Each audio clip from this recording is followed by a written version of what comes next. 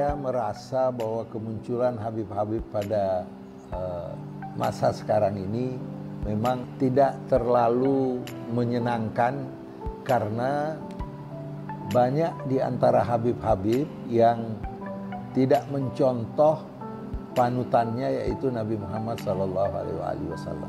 Presidennya lari, presidennya kabur, presiden pecundang, pengkhianat bangsa, pengkhianat negara, pengkhianat rakyat kamu Jokowi. Kita sering mendengar pidato-pidato dari Habib-Habib yang diberi panggung, dan banyak di antara mereka yang menggunakan kata-kata mencaci, banyak menggunakan kata-kata yang tidak sesuai dengan karakter seorang dai atau seorang pemuka agama. Saya sendiri seorang Habib, dan saya tidak setuju kalau seandainya Habib-Habib menggunakan panggung-panggung itu untuk mencederai perasaan pihak lain yang tidak sejalan dengan mereka. Udah menteri agamanya saudara sesat, kurang ajar, korinya dajjal, istananya menjadi istana iblis. Walaupun di dalam bendera kita yang berwarna merah putih tidak ada satu huruf pun, akan tetapi mempunyai kandungan jati diri bangsa, harga diri bangsa, dan kehormatan bangsa sudah menjadi kewajiban kita untuk menjaganya. Lalu saya ajak turun ke pung istana, siap tidak? Siap tidak? Takbir! Kamu kalau ketemu Jokowi, kamu buka celananya itu, jangan-jangan head Jokowi. Kayaknya banci tuh. Kalau ada kamu di sini yang kemarin pilih dia, tanggung jawab dunia akhirat kamu. Tukang mebel kamu pilih jadi presiden, begitu jadinya tuh. Warasatul Anbiya ini baik kiai maupun Habib, mereka itu tidak maksum. Maksum itu apa? Dijaga dari perbuatan dosa. Kalau Kanjeng Nabi itu maksum. Kalau kamu beda, mesum. Nabi Muhammad itu maksum, dijaga dari perbuatan dosa. Kalau kiai, kipas angin saja tidak hidup. Contoh yang paling gampang kata, Gus Miftah lak kali Habib Rizik hormat boten hormat. Tapi dalam banyak hal saya berbeda pendapat dengan Habib Rizik. Sinten mawon selama dia habaib jenengan hormati. Tapi tidak harus ditaati, apalagi kalau dia melanggar syariat. Kalau ada orang Islam mati-matian bela Ahok, berarti itu orang lebih bangsat dari Ahok. Sampaian yang menjadikan orang simpati, yang menjadikan orang hormat, yang menggambarkan sifat-sifat Tuhan, sifat al-jamal, sifat keindahannya, sifat kebaikannya. Jangan tonjolkan sifat-sifat Tuhan yang keras, yang keras. Madhahirul Jalal. Ya, jangan sifatul jalal ya. Ada Ustadz Kiai bela Ahok, itu Ustadz itu Kiai lebih bajingan dari Ahok. Melakukan tindak pidana turut serta merampas kemerdekaan orang yang mengakibatkan luka berat di muka umum secara bersama-sama, melakukan kekerasan terhadap orang yang mengakibatkan luka berat, dan melakukan kekerasan terhadap anak yang mengakibatkan luka berat. Menjatuhkan pidana pada terdakwa oleh karena itu dengan pidana penjara selama 3 tahun. Sampai lonte ikut-ikutan ngomong.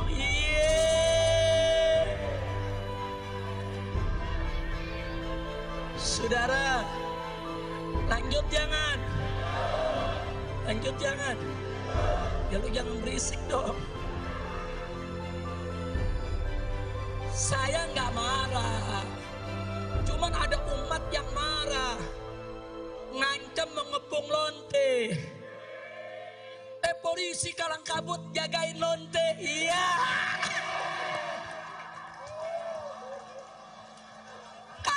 Kacau.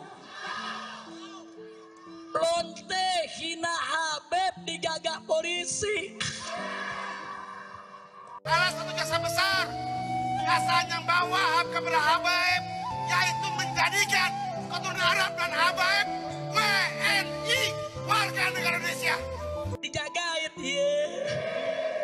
Jangan-jangan minta jatah kali. Bukan saja Habib-Habib, tetapi apakah itu ustadz, apa itu kiai, saya selalu mengatakan bahwa kalau kita ingin mencontoh Nabi, maka kita harus contoh karakternya lebih dulu. Nabi Muhammad dipuji oleh Al-Quran, oleh Yang Maha Esa, Allah Subhanahu wa Ta'ala, sebagai manusia yang berbudi luhur. Innaka la'ala khuluqin adzim. Anaknya Nabi Nuh tidak sejalan dengan Nabi Nuh. Kita ikuti dia, tenggelam kita, naik gunung bareng dia, tenggelam kita bersama orang-orang yang tenggelam. Itu anaknya Nabi, bukan keturunannya lagi ya. Anaknya Nabi wajib dihormati. Tapi kalau diikuti seakan-akan dia ini seperti Nabi, tidak ada salahnya, nanti dulu. Keturunan Nabi, nasabnya sampai ke Nabi, tapi gaya hidupnya beda dengan gaya hidupnya Nabi. Jangan didekati. Yang paling penting itu pemahamannya memiliki mata rantai. Kalau nasabnya saja sampai ke Nabi, tapi pemahamannya tidak sampai ke Nabi, jangan belajar. Loh, harus menghormati, wajib menghormati.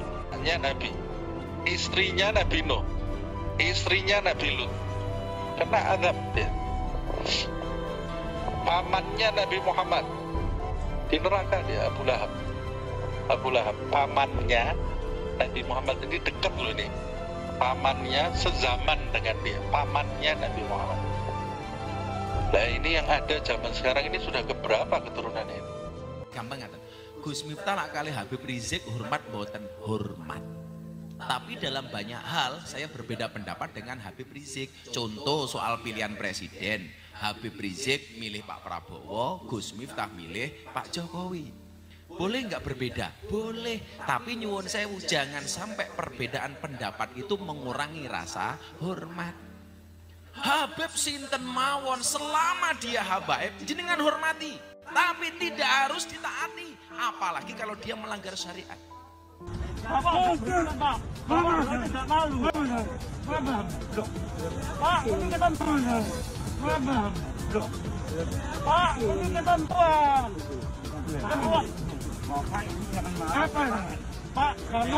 jangan marah. Ini aparat ini, Pak. Ini aparat. Sotek, birakat, sotek. Sini, jangan.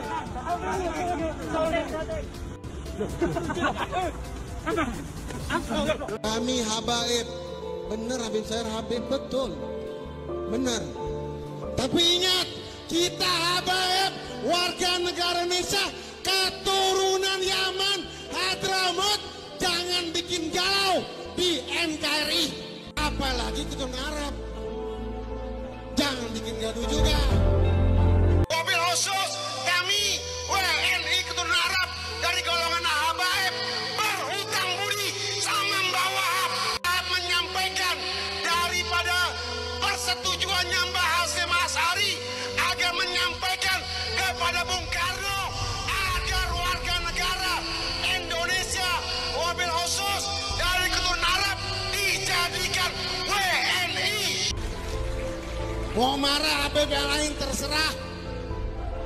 Memang kenyataan kalau kita habaib warga negara Indonesia numpang di Indonesia. Melihat keluarganya Nabi, cucunya Nabi terjerumus kemaksiatan, diem, takut kualat, lu bakal kualat kalau lu diem. Lu bakal tanggung pertanggungjawaban di hadapan Rasulullah antar. Jangan dibiarkan dia maksiat. Tegur dia. Bisa dengan cara yang lembut, nggak bisa. Tegesin. Kalau perlu dipukul dan dia bakal dengar kata kalau dipukul, pukul. Bentuk cinta kita sama keluarga Nabi Muhammad SAW. Tidak melihat, dari mana dia bisa berkeyakinan? Kok orang nggak ngelihat berkeyakinan? Gus Dur itu buta mata juga buta hati. Iya, tapi kalau kita dari gambar ini banyak yang menggunakan baju dari FPI. Iya, Gus Dur ngelihat dari mana? Ya. Gus Dur itu buta matanya, buta hatinya. Dalam amar ma'ruf nahi mungkar tidak pernah mencaci, tidak pernah memaki, Tidak pernah menghakimi apa yang ada di dalam hati orang lain. Atau menganggap orang ini jahat selama-lamanya, sial selama-lamanya, di neraka. Tidak. Tujuan syaitan memasukkan manusia ke dalam surga atau neraka? Dijawab, syaitan tujuannya memasukkan manusia ke dalam neraka sebanyak mungkin. Ya kalau begitu kamu dengan syaitan sama. Satu tujuan, satu misi. Mungkin kamu lebih hebat dari syaitan.